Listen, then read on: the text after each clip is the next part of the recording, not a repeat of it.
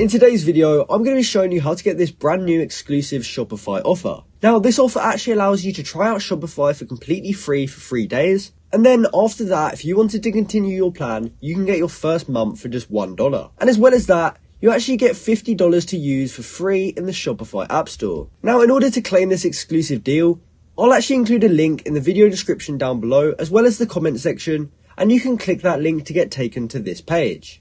Once you reach this page, all you have to do is simply type your email address in this box here, and from there we can click Start Free Trial. This will allow us to try Shopify out for free for 3 days. Once that 3-day trial is up, we can choose to continue our plan for another month for just $1. And as I mentioned earlier, we also get this $50 for free, which we can use in the Shopify App Store.